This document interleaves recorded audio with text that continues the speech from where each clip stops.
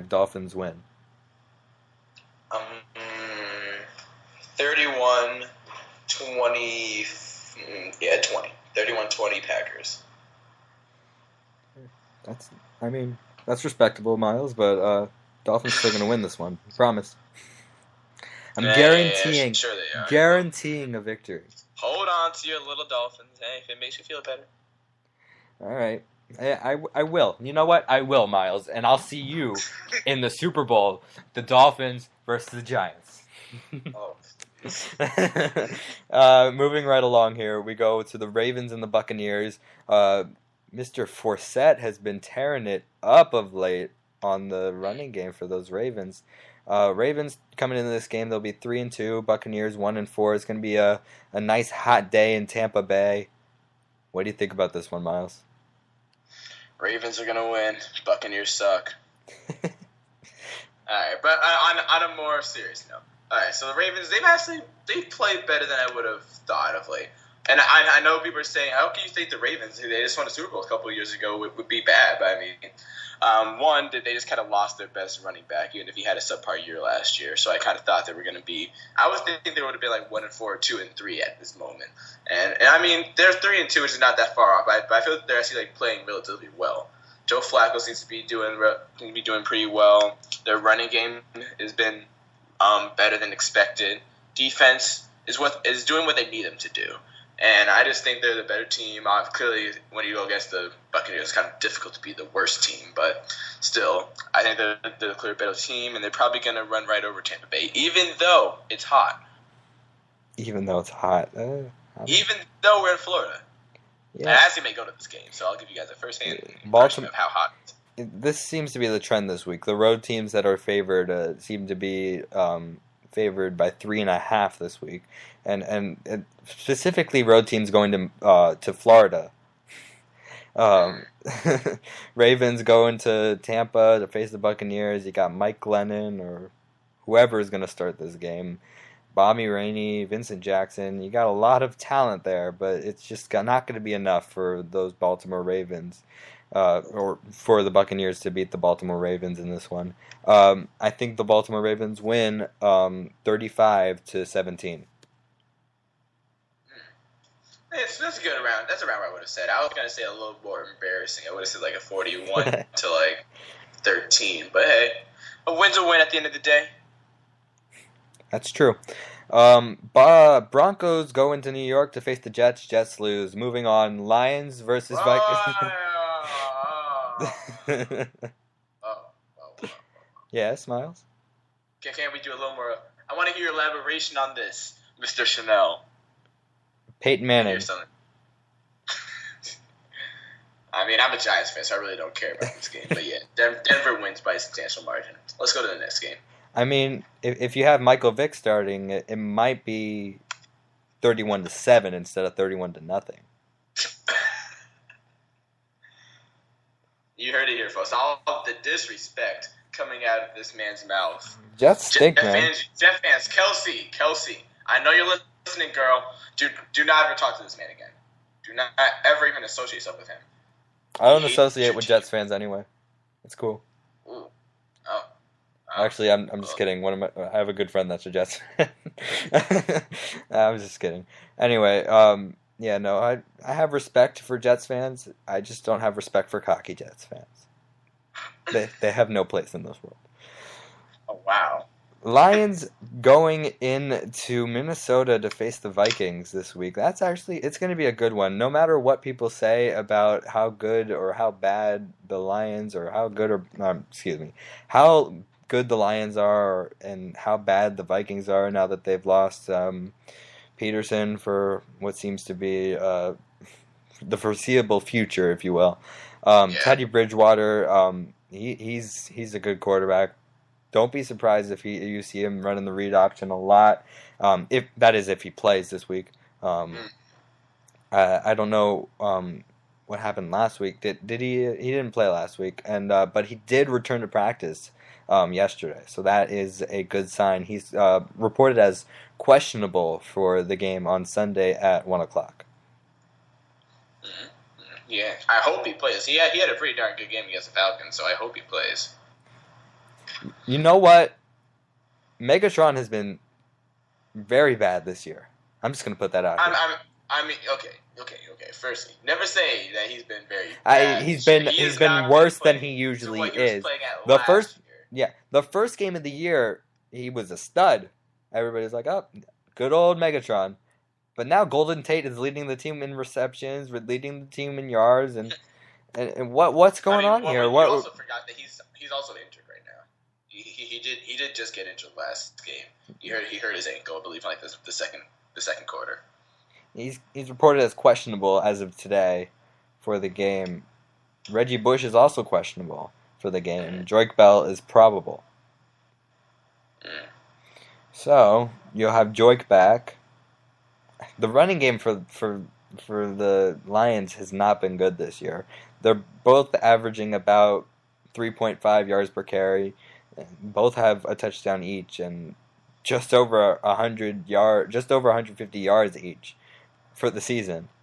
I mean, I would say that they're both consistent, but they're consistently bad at this point. Yeah. If the Lions get a better running game, can you imagine how much scarier this team would be? Yeah, their defense is really good. I've been saying for years, I think it's been 2 years that I've been saying this, the Lions' defense is no joke, people. Oh, yeah, they have a very good defense. They got a lot of good players on that defense, and, you know, no matter what you say about Ndamukong Suh, he's a heck of a ball player. But he's not stepping on your head. What'd you say? When he's not stepping on your head, yeah, he's a very good ball player. When he's not stepping on your head, he's a very good ball player. Yeah, but, you know, this is a really tough one. Miles, I don't know what to do with this one. What are you thinking? Wait. Miles, actually, we're having a little technical difficulty with you and with our connection there. You there? Can you hear me? Yes, I can. We're going to take a quick break, actually, so we can get this sorted out, and we'll be right back after this.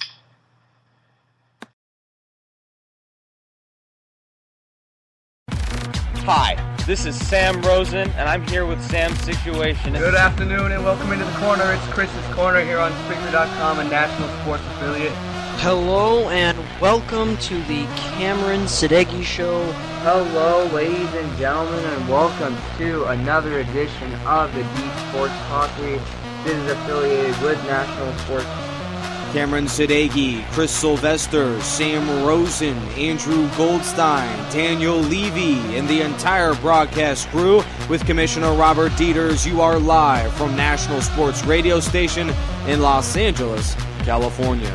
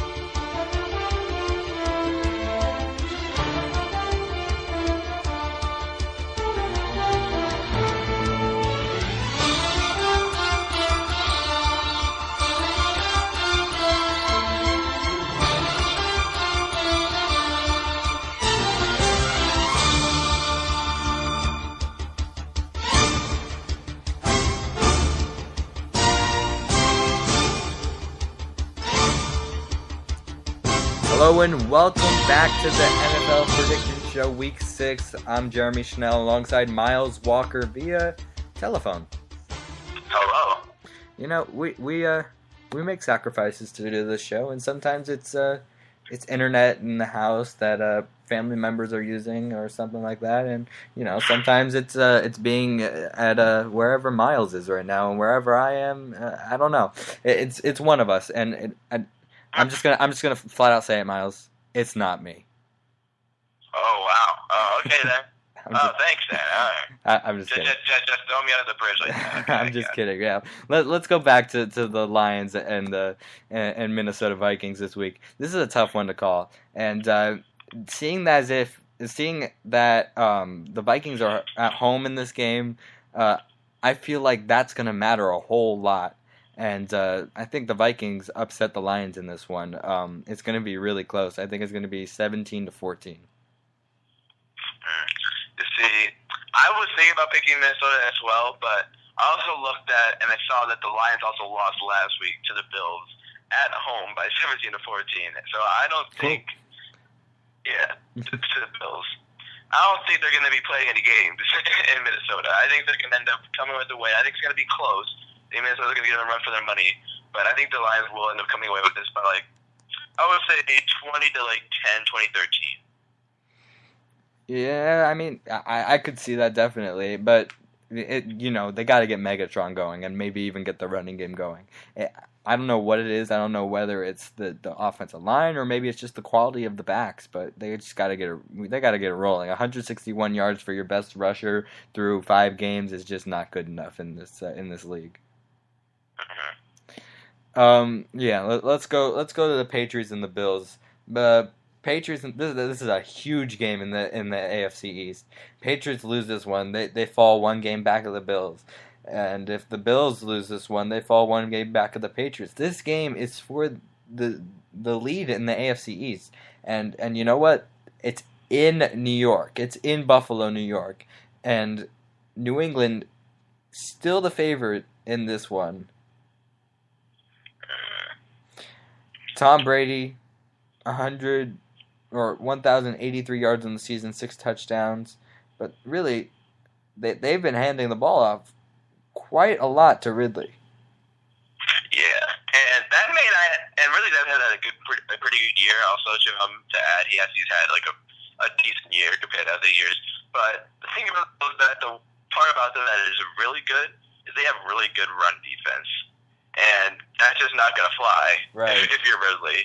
So, but it's also the Patriots, so you know that Tom Brady is going to be letting it fly the majority of the time, and the Bills do not have a very good pass defense. And although the Bills, they're an up-and-coming team, E.J. Mayo's having a bad year. He's having a decent year right now. Well, they took him out. They put Matt Castle in now. Oh, now Matt Castle or Kyle Orton? Yeah, Kyle Orton. Sorry. It's a tough. Both mediocre quarterbacks. My bad. It's fine. At first, I didn't think he had that bad of a year. So, but if they want to take him out, then that's their business. Cause I still think they're going to lose. But C.J. Spiller, when healthy, he's been running pretty well. I don't think it's going to be a blowout. I think the Patriots are going to take this by around 23 to 7, 23 to 10. They're going to take it commandingly. They're just not going to blow them out. You know what? This is what's going to happen in this game. Patriots are going to jump out to a 14-0 lead in the second, towards the beginning of the second quarter. It's going to be 14-0 Patriots. Then the Bills are going to get a touchdown right before halftime, and depending on who gets the ball, if the Patriots get the ball at the start of the second half, they're going to go up 21-0. If the Bills get the ball, they're going to get a field goal out of it. So it's going to be 14-10. All right, respectable. Patriots going to go down the field, get another touchdown, 21-10. Then the Bills are going to make a game of it. And then the Bills are going to make a game of it. But first they're going to punt. And the Patriots are going to try, but they're going to punt. And it's going to be a punting match. It's going to go back and forth, back and forth, back and forth. And then finally in the fourth quarter, just to give the Bills fans some hope, they're going to make it 21-17. All right. And then Tom Brady's going to play with the Bills fans' emotions, and then he's going to take his team down the field and score probably a throw to Gronk or something, and the Patriots will win this one 28-17. Okay, then. You're able to, even a play-by-play breakdown from now. You guys get special treatment. They deserve it, man. Of course, they did it the best. I'm not just showing my knowledge of the game. I'm looking at this as what Tom Brady's going to bring every single week. What the Patriots' game plan is. They're going to try and play with the other team's fans' emotions. and they're just gonna toy with you, and that's what the Patriots